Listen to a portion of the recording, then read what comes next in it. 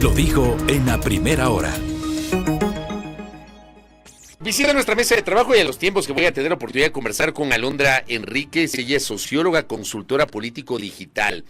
¿Por qué le invitamos a Alondra? Es interesante hacer una revisión del comportamiento digital en atención, por ejemplo, al comportamiento de los candidatos, a la crisis energética, a la crisis política.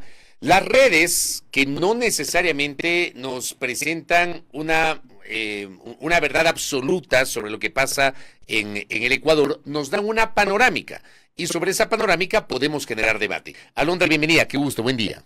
Qué gusto, para mí siempre es un placer compartir este espacio, agradecer a su audiencia, a ustedes que abren paso para una discusión distinta.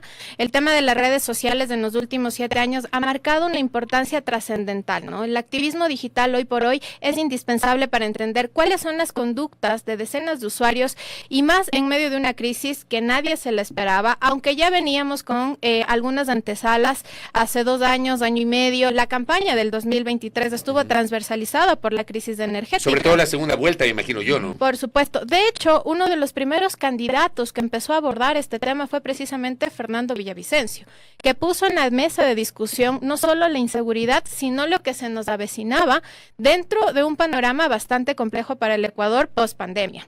Lo que sí nosotros hemos ido evaluando, hemos hecho una revisión de los últimos 3 meses para ver cómo se ha comportado la conducta digital y los datos que traemos son bastante novedosos y además prueba evidente de cómo está hoy por hoy el tema de la desconexión.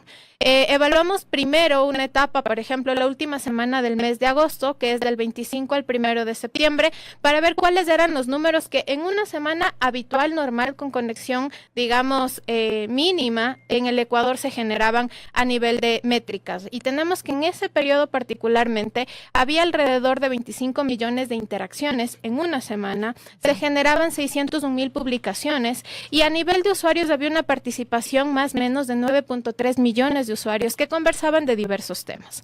¿Qué ha pasado el día de hoy? Una disminución significativa en la conversación digital, teniendo 16 millones de interacciones. Eso quiere decir casi 9 millones menos que en una semana normal con conexión óptima, y asimismo han bajado y reducido significativamente. Lo que nos ha llamado la atención es que ya con la papeleta en firme, a excepción de 2 candidaturas que hoy por hoy están en espera por el TSE, hay una participación que ha crecido, no mucho, pero ha crecido a nivel político electoral. En esta semana de agosto se generaban alrededor de 888,000 interacciones y ahora tenemos que en esta última semana, del 14 al 21 de octubre, se han generado 1.1 millones de interacciones alrededor de los candidatos presidenciables. En general, en lo que tiene que ver en este contexto electoral. Correcto. O sea, ¿con qué nos encontramos en ese punto de la conversación digital sobre este tema puntual? En el caso de las candidaturas electorales hay un gran debate alrededor de 3 actores importantes. Primero, presidente Daniel Noboa; segundo, Luisa González; y tercero, Jan Topic. Digamos que son los 3 candidatos que hoy por hoy están jalando un posicionamiento importante en la esfera digital. Eso no quiere decir de momento que sea positivo o negativo, porque ahí viene el desglose para la discusión. O sea, pero en el análisis cuantitativo, ellos son los que convocan más movimiento digital, no cualitativo. Correcto, en el análisis cuantitativo. Pero además hay 2 actores que han aparecido con frecuencia desde el 8 de octubre a la fecha. Estos 2 actores políticos mueven un peso muy similar al de Daniel Noboa en presencia digital.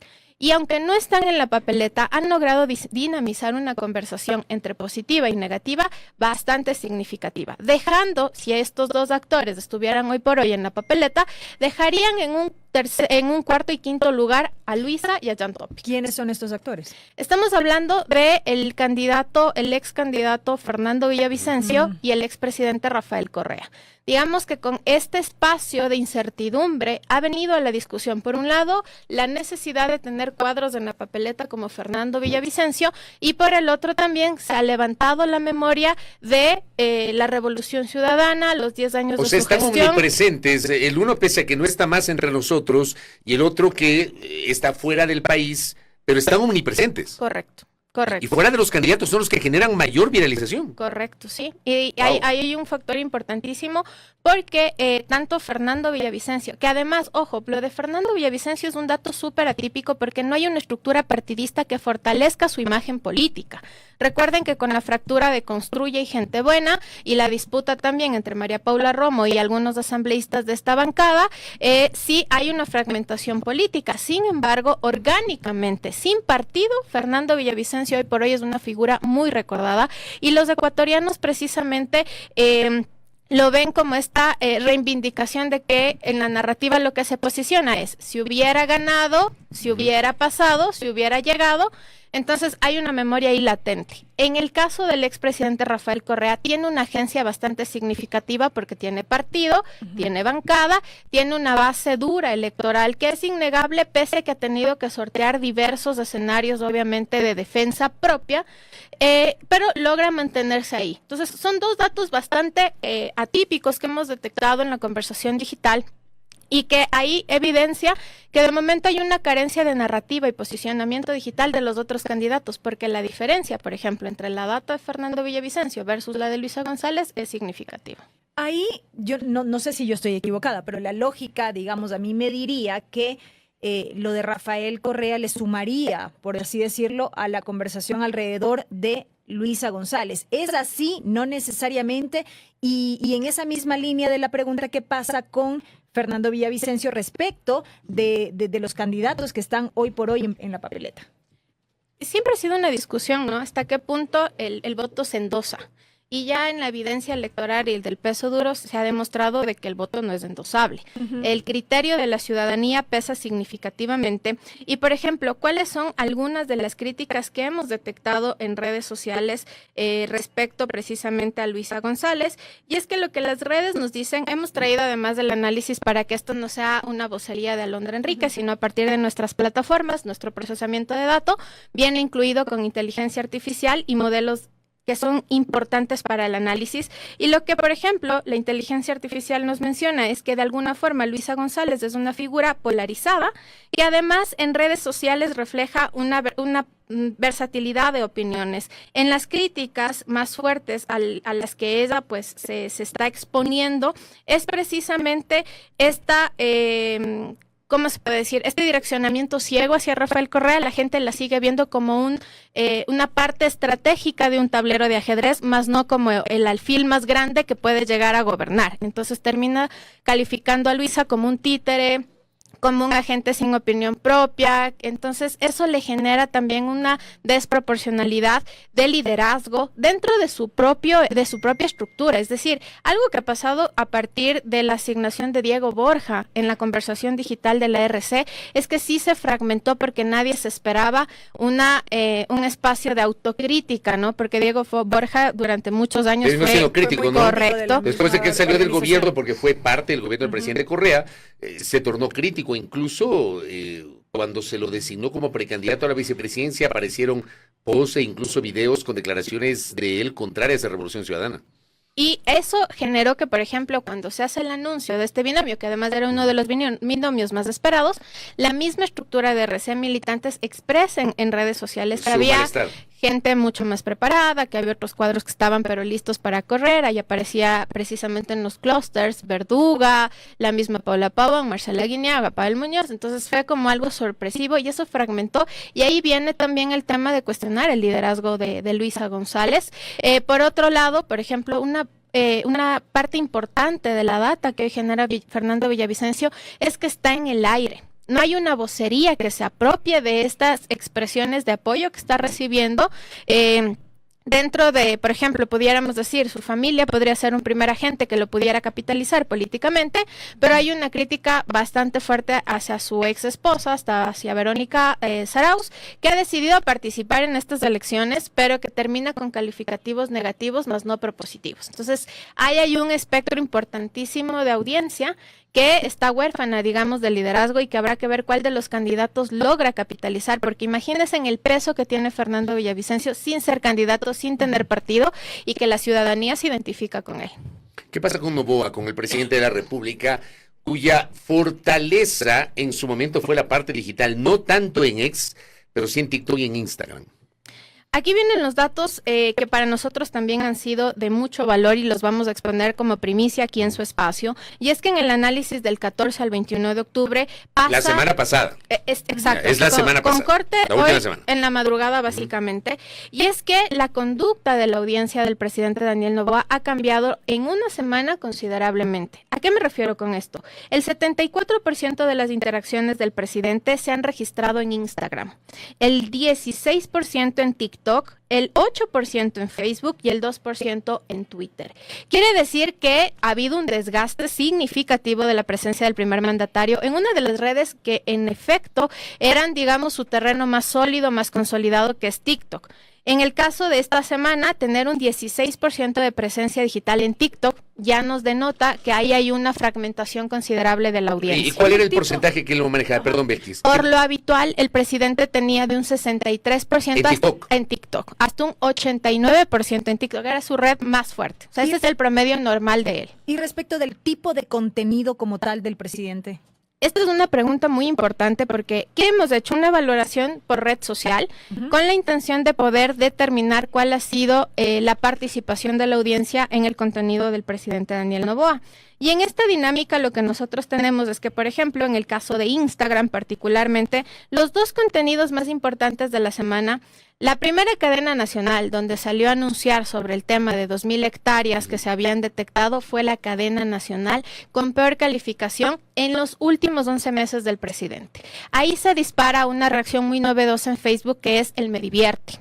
Adverso a eso, en la red social de Instagram, las dos mejores publicaciones son una donde aparece su hijo descubierto con una nota la de que este dice... fin de semana, la el cuerpo del deseo, me parece. Correcto. Ajá. Eso que generó fue una... fuertemente criticada. Sí, Correcto. mucha crítica sobre Pero eso. ahí viene por eso es súper importante entender a las redes sociales desde su dinámica individual. ¿A qué me refiero con esto? Aunque tuvo mucha crítica en Twitter y en Facebook, en el caso, en cambio, de Instagram, tuvo muy buena aceptación. La gente lo vio más vale como un espacio de familiaridad, padre-hijo, o sea, más cotidiano, digamos. Por la misma lógica de esa red. Correcto, que es un poco más banal, no tan fuerte para discutir temas duros. Tan analítica, ¿no? Correcto. Entonces, por ejemplo, esa publicación solo en el fin de semana logra 103.472 likes y casi 3.000 comentarios.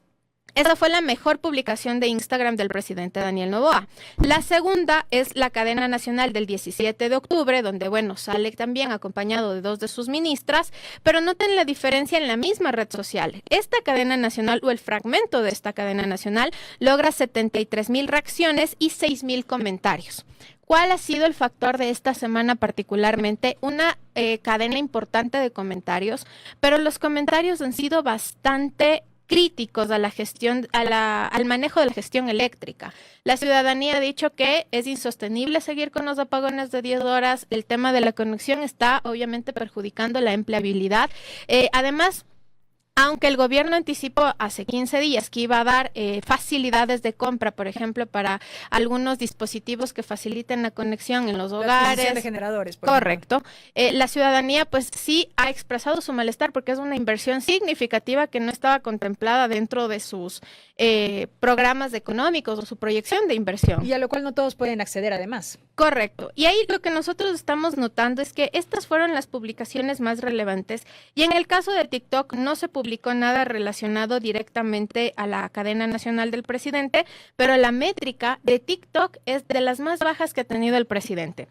En el caso de un TikTok que saca el 14 de octubre, este país ya no es ni volverá a ser de los narcotraficantes, es un TikTok muy cortito. Este TikTok alcanza 56.000 reacciones y 1.000 compartidos y 4.820 comentarios. En el caso del segundo TikTok, que es del 18 de octubre, logra 15.000 likes y 369 compartidos y casi 2.000 comentarios. El promedio normal del presidente Daniel Noboa, al menos en reacciones, es de 80.000 a 111.000 likes en esta red TikTok, ¿no? O sea, digamos que hay una disminución considerable. Y en el caso de Facebook ha pasado algo novedoso que le pasó a Guillermo Lasso, que le ha pasado a Lenín Moreno, y es que es la primera vez en 11 años de gestión que al presidente Daniel Noboa se le disparan los Me Divierte. ¿A qué me refiero con esto de los Me Divierte? Lo que nosotros hemos detectado es que, por ejemplo, la publicación que ha recibido mayor cantidad de Me Divierte en la red social de Facebook es precisamente una publicación la publicación de el enlace, de la cadena del lunes 17. de la semana pasada, claro. Correcto. El enlace de la cadena del 17. O sea, al ponerme divierte es porque dio Es chiste. una suerte de burla también, ¿Ah? ¿no?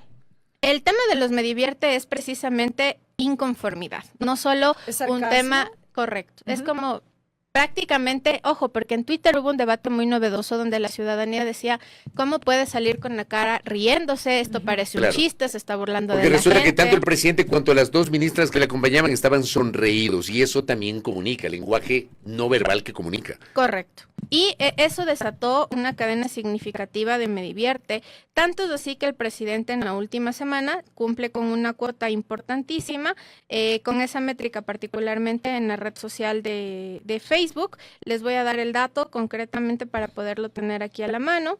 Y el dato de los me divierte del presidente Daniel Noboa es de 2.500 me divierte, genera 5.500 me encanta, a nivel de me entristece 22.000, por ejemplo, muy pocos me entristece, y de me enoja 429. Entonces la gente lo que hizo ante esta cadena fue responder en tono satírico, respecto a las medidas que se anticipaban, ¿no? Y ahí estamos viendo que solo el tema esta es una publicación del 17 de octubre, que es precisamente el fragmento del video de la cadena nacional.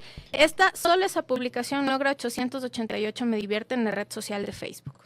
Alondra, quiero detenerme rápidamente en el análisis de la fotografía, la última publicada por el presidente con su hijo y este comparativo que se hacía respecto de lo que arrojó o la crítica que se arrojó a través de X y lo que ocurrió en Instagram, por ejemplo. Y ahí yo quiero preguntar qué pasa con la veracidad de las cuentas, con quienes están detrás, en este caso puntual, tomándolo como ejemplo, mostrando esta suerte de apoyo o empatía. Y lo pregunto porque tenemos, por ejemplo, a un oyente que nos dice que en las redes sociales, TikTok, Instagram, qué sé yo, hay miles de troles que supuestamente apoyan al presidente, pero que al final del día puede ser un engaño. Correcto. La data que ahorita les acabé precisamente de leer, de compartir, es una data que ya viene con el filtro precisamente de la interacción que puede ser un espejismo para el político, para su gobierno, o incluso en una condición electoral, es parte de jugarle también el lado emotivo a la dinámica de la campaña digital. En el caso del presidente Daniel Noboa, ya los datos que los acabé de mencionar están sin este peso de los bots. Sí tiene una estructura, digamos, bastante considerable en el sentido de promover cierto tipo de narrativas en Twitter. En Instagram y en TikTok, su participación y su crecimiento eran orgánicos, así como hoy el malestar y la crítica son orgánicos. Son orgánicos. Correcto, son orgánicos. Claro, porque justamente en ese contexto recibí un mensaje de Santiago Carrera que me decía, ¿cuánto incide un troll center sobre estas métricas? Pero un poco ahí está la respuesta. Y ahí lo que es importante es que los trolls, ¿qué es lo que han hecho en los últimos 20 días? Los trolls lo que han generado es una suerte de desinformación y de incertidumbre en la ciudadanía. Por ejemplo, una de las noticias viralizadas por trolls la semana anterior es que el anuncio del presidente iba a ser la antesala del aumento de los apagones. Sin embargo, eso finalmente al parecer no se ha dado. Se han viralizado fragmentos de especialistas expertos en el campo energético que anticipan una crisis de aquí a abril del 2025. Eso, por ejemplo, todavía no ha sido desmentido ni descalificado. Entonces, lo que ahora la suerte de los bots y el trabajo además les queda más difícil, porque con una audiencia en desconexión 10 horas en horario, digamos, normal, porque los apagones estamos teniendo de 8 de la mañana a casi 8 de la noche, de 8 a 12, hace que la ciudadanía tampoco vea lo que se termina por viralizar con tanta fuerza. Por eso es que las fake news han mermado su efecto y esta incidencia de caos o conmoción también ha mermado significativamente porque la gente no está viendo. Tanto es así que un dato importante de la última semana es que los temas más discutidos en redes sociales no fueron políticos. De hecho, los intereses de la audiencia estuvieron en 4 temas. Uno, el tema deportivo a propósito del partido de la selección. Y de hecho, la crítica más fuerte de la semana, a diferencia de lo que ahorita discutimos políticamente, es que la gente estaba indignada por los 3 minutos que se le permitió participar a un jugador en pleno partido. A John Yeboah. Correcto. Eso fue lo que más indignó. No el cambio en las horas, no el cambio en los calendarios. O sea, eso lideró la conversación digital. Correcto. Eso lideró. Ya ese fue un tema. ¿En el segundo? En el caso de la seguridad sigue siendo hoy por hoy uno de los temas más preocupantes. En tercer lugar tenemos precisamente el control y la calendarización de los temas energéticos, correcto. Y en cuarto lugar la política. Ahora, yo le pregunto a usted, y me parece interesante esto que acaba de señalar, estos 4 elementos que han sido los de mayor discusión de los últimos días, porque cuando ocurre esta decisión del Departamento de Estado de los Estados Unidos de calificar como no elegibles para ingresar al territorio estadounidense al expresidente Rafael Correa y al exvicepresidente Jorge Glass, algunos sectores asumieron de que este era una muestra de que se pretendía generar una cortina de humo y desviar la atención. Este tema en particular logró desviar la atención de estos 4 temas que está señalando. Yo creo que es importante hablar de esto, Alondra, por lo que se dijo. No fue importante. ¿Para nada? Para nada. A ver, cuéntenos, ¿qué data tiene usted sobre eso? En el caso puntualmente de la decisión del retiro de visas y todo lo que se ha debatido, fue un debate meramente de estructuras y agentes de opinión de la RC. A la audiencia, digamos, que versa en temas de todo tipo, no le generó ninguna discusión ni a favor ni en contra. Es decir, el efecto de retirar la visa al presidente, al expresidente Rafael Correa, lo que generó en interacciones fue likes. Decenas de likes, de hecho afirmativos ante la medida, por cómo se manejó la narrativa. No recuerden que Rafael Correa se ha convertido no en un actor político de oposición, sino en el enemigo político de ciertas estructuras partidistas, y que en algunas ocasiones el presidente Daniel Noboa ha expresado de forma directa que también es un enemigo del país. Entonces, la única reacción que tuvo, pero no fue de millones, por ejemplo, si ustedes me preguntan, entre la discusión de los 3 minutos del jugador que no participó más allá del tiempo y el tema de visas, la diferencia es abismal. Entonces, no fue una discusión que lograra o hubiese logrado posicionarse en la conversación digital a más de un tema particular de la RC5. A mí me parece revelador lo que acaba de decir Alondra y sobre todo eso nos permite desmitificar algunas cosas que se dijeron la semana anterior. Le envío un abrazo a Eduardo Andino Espinosa. Me pide que le pregunte a Alondra que explique la diferencia, si es que hay, porque no la conocemos, por eso nos nutrimos con el conocimiento de quienes sí saben de estos temas, entre los bots y lo que algunos llaman ciberciudadanos, que son cuentas manejadas por personas para reforzar un relato a favor o en contra de alguien. A la final, dice Eduardo, no son cuentas orgánicas, pero ahora hay muchas agencias que venden eso y quieren hacerlo pasar como que son cuentas reales. ¿Tiene usted claridad sobre la diferencia entre estos bots y estos ciberciudadanos? Sí, o sea, el efecto de este tipo de campañas está precisamente en la estrategia de implementación del mensaje, que es, hay una diferencia de hecho de 3 sistemas. Un bot, un troll center y lo que acaba de mencionar acertadamente el usuario de estos ciberciudadanos. En estas 3 distinciones, el bot es un usuario creado pero inmediatamente para posicionar y repostear cierto tipo de información, habitualmente fake news. El troll center, en cambio, funciona igual como una cadena masiva de compartir información, donde lo único que hacen es no publicar, no comentar, sino que se les asigna, por ejemplo, una publicación de algún medio digital, alguna noticia, y se dedican a repostear por miles y cientos de impactos continuos, ¿no? Es simplemente viralizar. Y en el caso de los ciberciudadanos, sí son usuarios construidos a partir de narrativas específicas que se permean en la percepción. Por ejemplo, puede ser un usuario con 100 seguidores, donde el usuario participa no necesariamente de temas políticos, pero cuando emite un criterio político parece orgánico. Entonces, son parte del juego de cortina de humo en la conversación digital, pero como les vuelvo y les repito, en una condición de 12 horas de apagones, de desconexión digital prácticamente de más de un 40%, no es muy efectivo tenerlos a vista y paciencia. Uno de los temas más viralizados por bots fue precisamente el tema del retiro de visas, y que montaba una narrativa de victimización en el tema de que se había integrado a la familia del expresidente Correa y de Jorge Glass, que por eso no siempre tienen un efecto propositivo. Alondra, hace unos momentos decía usted que al menos 3 precandidatos están concentrando de alguna manera la conversación digital. Por acá un oyente nos dice que le preguntemos ¿cuál candidato se está proyectando de mejor forma o más rápidamente en las redes sociales? ¿O cuál candidato está sacando mayor provecho en redes de esta crisis? Eso por un lado, y por otro lado, a propósito de todo lo que hemos conversado hasta el momento, ¿diríamos entonces que las redes sociales ponen presidente hoy por hoy? Esa es una pregunta muy sensible, diría yo, porque yo precisamente voy a defender el peso de los datos. De hecho, en mi caso personal, creo que hoy la participación digital y el tema del activismo digital marca un peso significativo. Nosotros hacemos estudios frecuentes que no reemplazan a las encuestas, son un apoyo estratégico porque la gente orgánicamente opina de lo que quiere. Por eso les cuento que el tema más importante la semana anterior no fue la política, fue el tema deportivo y la proyección de aquí al 14 de noviembre, cómo va a estar nuestra selección. Tuvimos clásico del astillero, estuvo espectacular, Barcelona-Emelec, han pasado tantas cosas desde el ámbito no político, sino más vale deportivo, donde la gente ejerce su derecho a opinar y participar de lo que le interesa. Pero y hay eso una alta incidencia de todos modos, correcto, evidentemente. Y eso no quiere decir que los usuarios, porque muchas de las veces se trata de desvalorizar y desmerecer el criterio digital de los usuarios, sin entender que las redes sociales son un espacio donde se politiza, pero tienen derecho a participar de los temas que a ellos les interese. Eso respondiendo al primer punto, y si me pregunta si las redes ponen presidente, no, pero sí inciden. Es un espacio donde se juega un peso electoral definitivo para el posicionamiento, ya sea de un candidato o de un gobierno. Yo creo que el de Noboa es la muestra de eso, ¿no? Y no solo Daniel Noboa, ahí está Guillermo Lasso. El efecto del impacto de la política de Guillermo Lasso en el junio de 2022 o el caos que también hubo el 19 de octubre fue precisamente la acumulación de acciones de malestar expresadas en redes sociales y traspasadas ya al efecto del territorio. Respondiendo a la segunda pregunta, ¿quién es a la primera? A la primera, perdón. ¿Quién es el candidato que más hoy por hoy está aprovechando?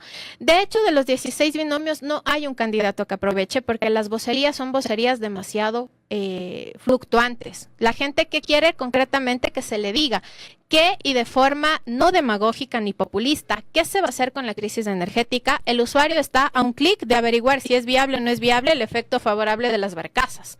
Y si ustedes van a Google y ponen qué tan fiable o confiable es el tema de las barcazas, van a encontrarse un montón de datos, digamos, no tan propositivos. Entonces el usuario quiere a ciencia cierta saber qué va a pasar con apagones, que es una crisis inmediata, qué va a pasar con la seguridad, que es una crisis latente y que sigue estando ahí como una de las preocupaciones más importantes, y ninguno de los 16 binomios lo ha logrado una vocería importante. Sin embargo, el candidato que está con mayor crecimiento, y es una cosa que no hemos visto nosotros en nuestra experiencia de más de 8 años en el mercado de análisis de datos, es Jan Topic, que es un candidato que ha crecido del 1 de octubre, que inició oficialmente su campaña, a hoy 21, ha logrado dinamizar. ¿Qué le perjudica a Jan Topic? Es responder no a la ciudadanía, porque si ustedes, la segunda pregunta, que no me la han hecho, pero les voy a comentar, es que el tema de los radares es una discusión promovida por políticos y del círculo rojo de la opinión política. No de los ciudadanos comunes y corrientes. No.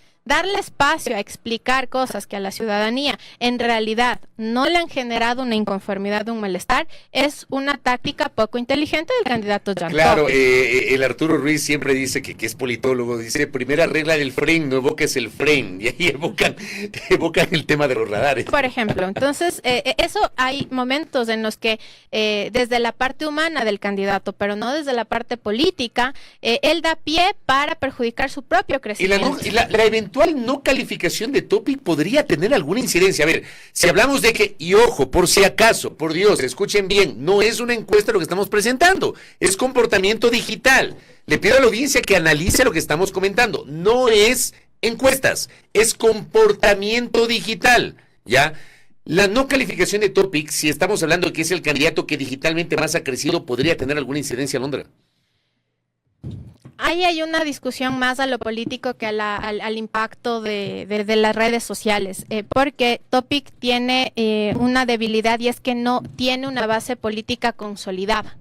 Si él lograse apropiarse de este espacio de apoyo político heredado de Fernando Villavicencio, cosa que realmente le quedaría muy difícil, podría generar un espacio de malestar donde la gente salga a las calles y diga no, porque él nos van a quitar a Topic, y defender su candidatura, como pasó en algunos momentos con el mismo correísmo, por ejemplo, ¿no? Que había una legítima participación real, orgánica, de gente de carne y hueso que salía obviamente a defender al expresidente Rafael Correa. En el caso de Jan Topic, generaría un malestar precisamente por lo que implica dentro del sistema democrático una medida tan coercitiva como esta, pero terminaría siendo una discusión del círculo rojo, de un par de estructuras ciudadanas, a menos que Jan Topic logra elevar en tan poco tiempo una causa significativa que movilice a la audiencia y pase de ser un activismo digital a un activismo legítimo. Alondra, interesantísima charla para entender un poquito el comportamiento digital. Gracias por visitarnos. Gracias. A ustedes un placer y a toda su Y audiencia. le vamos a invitar en el futuro, obviamente, a Alondra para seguir explorando estos temas. Alondra Enríquez, que ha estado con nosotros,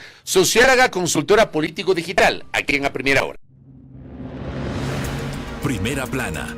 Todas las noticias, todas las voces.